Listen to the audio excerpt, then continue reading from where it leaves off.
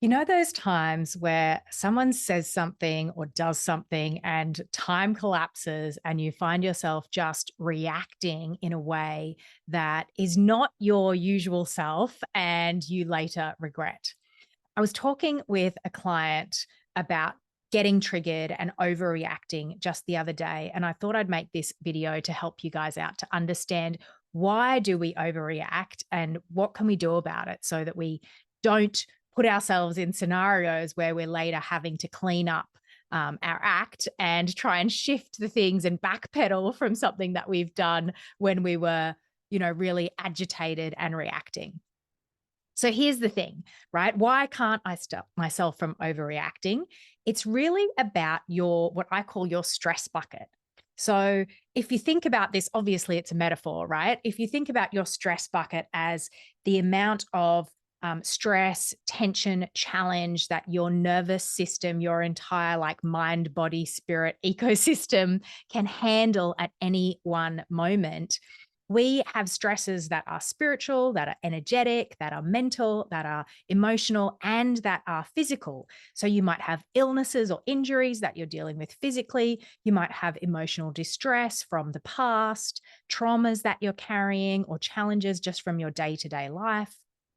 Mental chatter, negative thought patterns, self-critical thoughts, that kind of inner critic.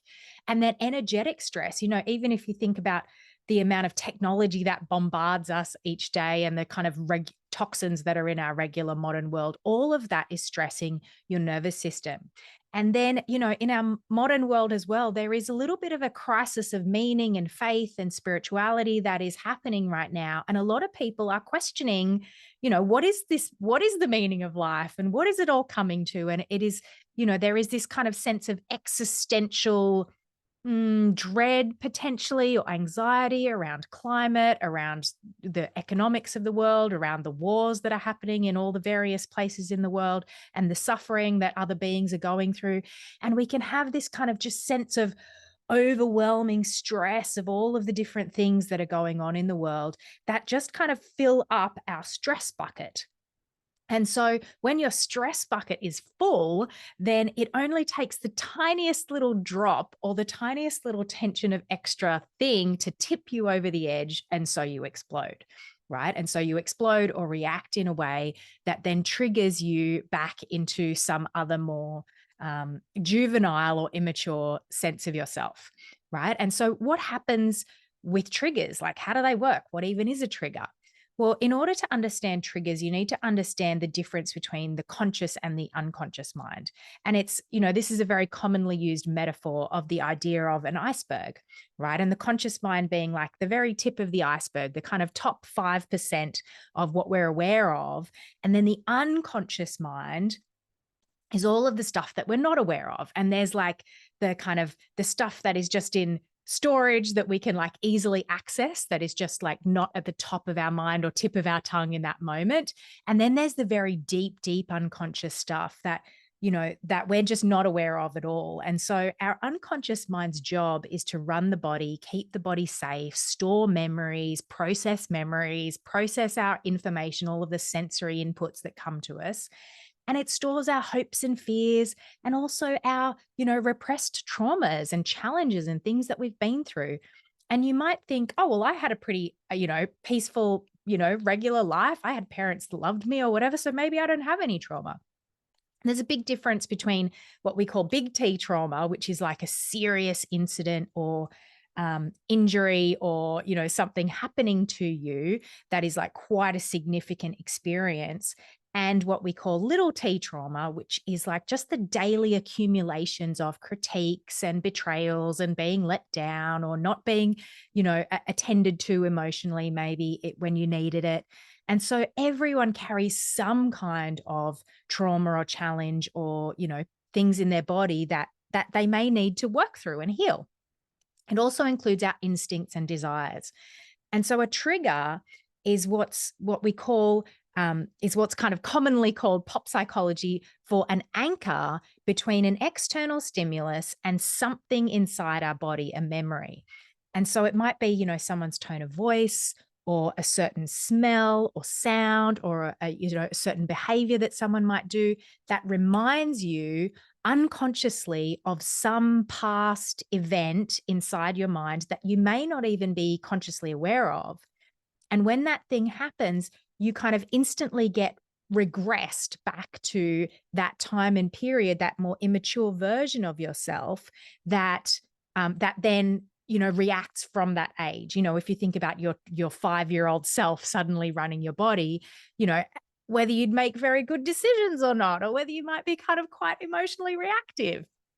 So that's what happens when something triggers us. Then it's like all this emotional stress that our unconscious mind represses in our day-to-day life with our prefrontal cortex so that we can get on with our life.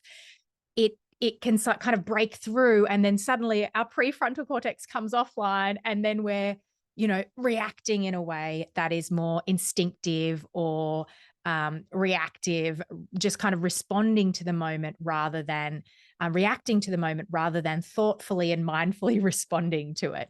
And often we can't stop ourselves from doing this in the moment when we're inside a trigger.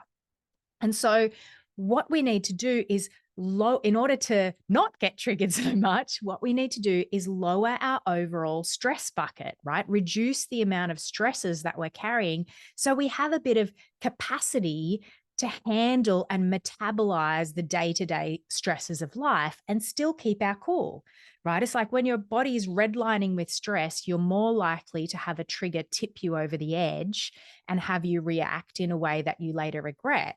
But if you have more spaciousness in your stress bucket, it's like your body can take that regular trigger and just go, oh, yeah, that's okay. That's not ideal, but I can deal with it, right? I can handle it. And so if you think about your stress response, there's almost kind of 3 levels. This kind of safety and rest, where you're just in your normal, day-to-day life. Ideally, this is your normal day-to-day life, where you feel safe and you can rest and there's a relative amount of freedom and you can have fun and eat some food and have some sex and feel present and connected with your loved ones and just like be chill. And this is where you're in what's called your parasympathetic nervous system, where you can just like be yourself.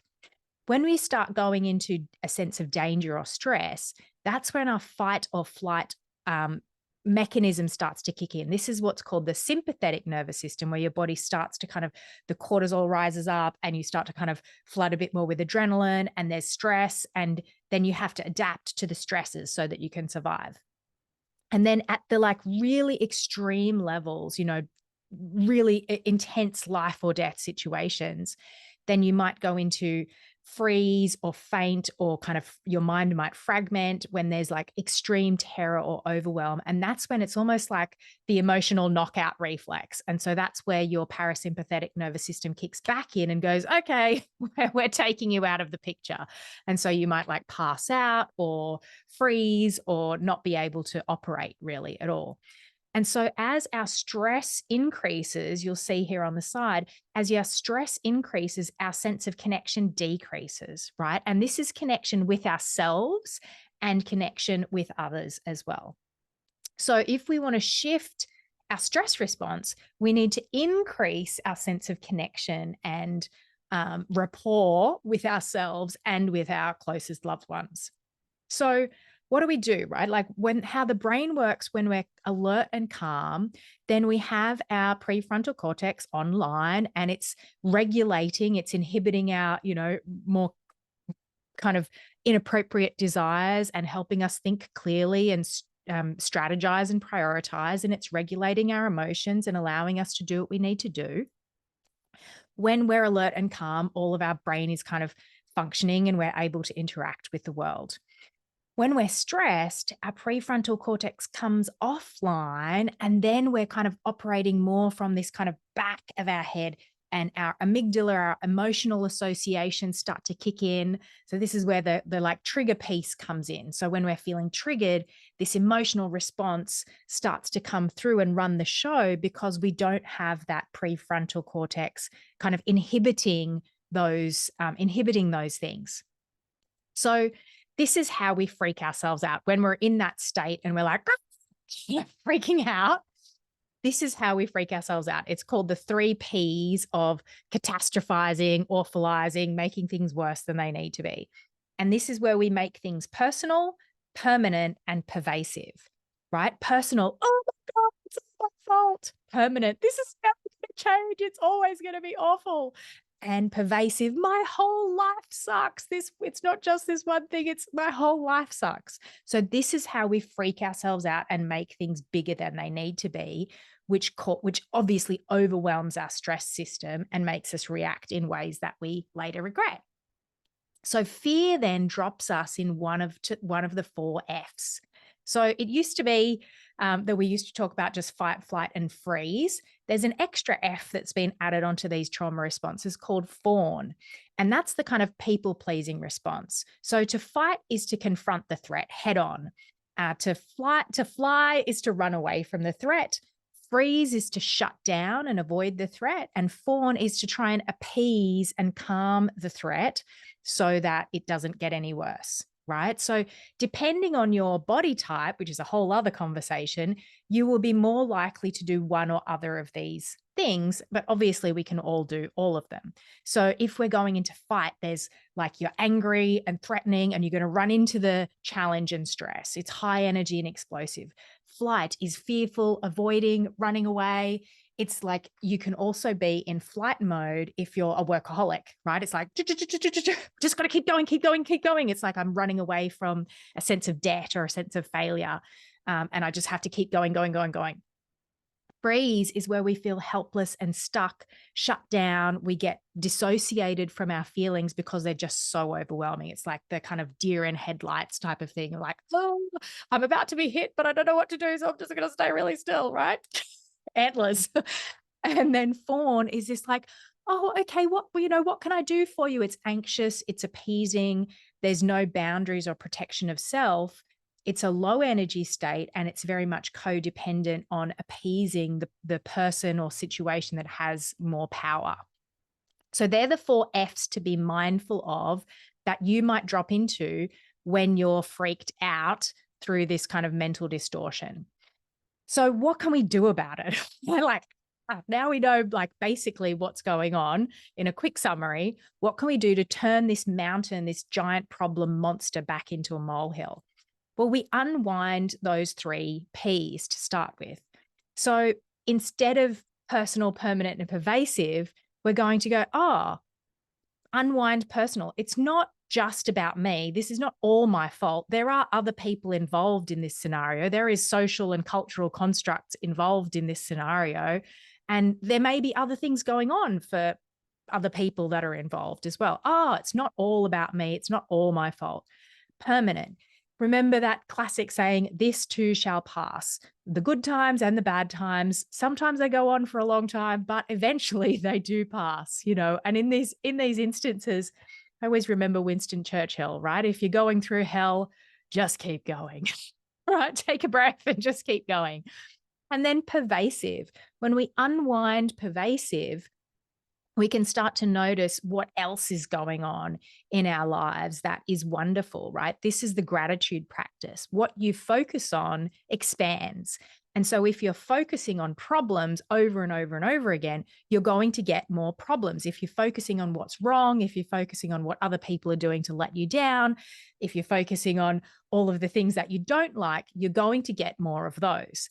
And this doesn't mean stick your head in the sand and ignore things that are, burning fires that need to be addressed. But it's about a mental focus on what do I want to move towards? What can I be grateful for that's happening right now? What are the things that are already awesome in my life that I'm taking for granted and not appreciating? Who are the people in my life who are trying to help me or trying to, be there for me, or who are there for me and I may not be noticing? So that's how we can start to minimize. And the key word here is just. It's not just about me. It's not, this is just this period of time. It's just, this particular area of my life. It's, so we just kind of take the air out of the tires of this big monster and start to reduce its impact. And that will reduce the stress response.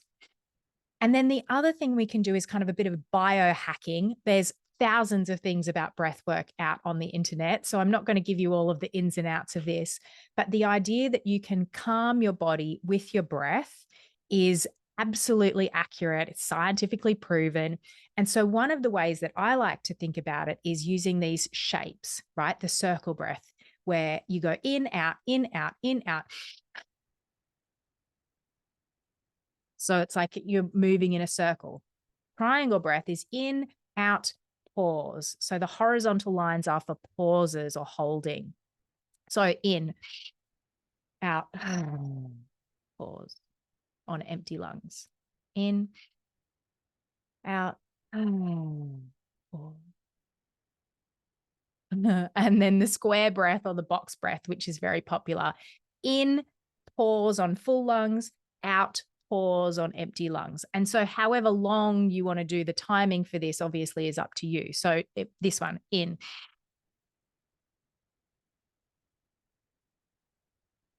out, pause. Sorry about my focus. Right? So calming the body with breath. And so if you think the circle breath moves emotion, the pauses help to stabilize yourself at that new emotional, calm nervous system level, right? So I like to do when I'm stressed 5 circles, 5 triangles, 5 squares, right? Very simple, 5, 5, 5, or, whatever you like, however many you like, even just one circle, one triangle, one square will help you be calmer because you're consciously bringing attention to your breath. Now, your breath is the only function in your body that is an autonomic function. That means it happens without you needing to think about it. We're breathing all the time and we don't have to think about it, just like our heart is beating all the time. We don't think about it.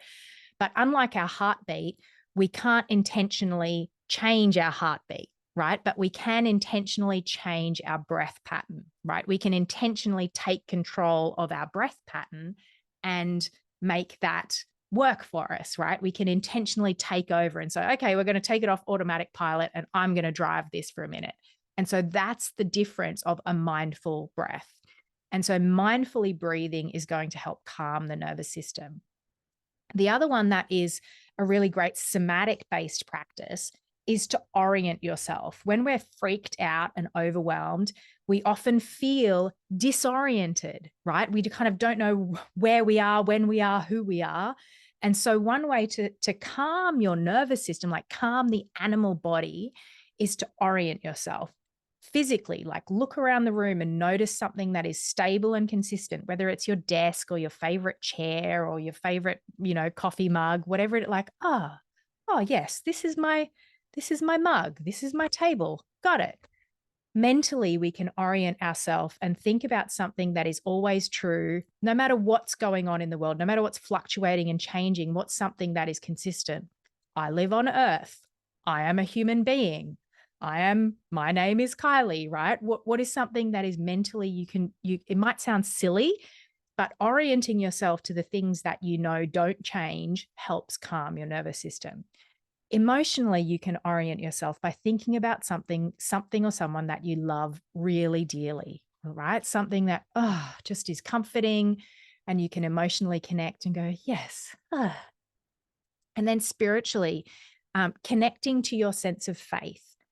Or even if you're not a spiritually minded person, just think about how small this planet is within the context of the whole universe, right? Like utilize science and physics to ground yourself in a sense of reality and a sense of awe at the same time. Like, the vastness of the universe, the vastness of God, the vastness of spirit, right? It helps put our stresses in perspective. Right. I like to imagine sometimes my problem and then almost like imagining zooming out to the planet and seeing the planet from space going, look how small my problem is from space. Right. When you think about your problem from space, it's like, suddenly I can put it in perspective and it starts to shrink it down.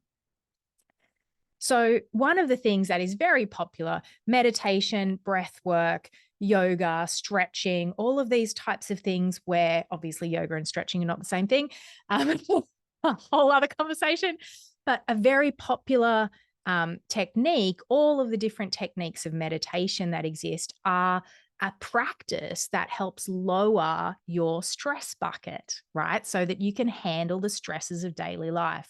So, just so you know, if you think I can't meditate, meditation is not about stopping the thoughts, it's about being still, centering yourself, and becoming aware of the witness of your thoughts, right? Separating yourself out from the thoughts that you're thinking by becoming the witness of the thoughts rather than inside the tumult of the thoughts themselves. If you're really like, oh, I can't do meditation, just listening to a guided meditation or some relaxing music can help. Things like the Wake Up app are incredible. There's amazing hypnosis and guided meditation apps out there on the internet. Give them a go, right? And the other thing, one of the fastest ways to de-stress and settle your nervous system is with co-regulation, right? Go hug a loved one. Be with, whether it's a human loved one or an animal loved one, or go spend some time in nature, get some sun on your body, relax on the grass, right? Or the sand or the rocks, wherever you are in the world. Like, get some time in nature, hug a loved one. That is going to help calm your body and allow you to then handle the pressures of life more easily without overreacting. I hope this has been useful. Sorry about the focus going in and out, and I'll catch you next time. My name's Kylie Ryan. Ciao.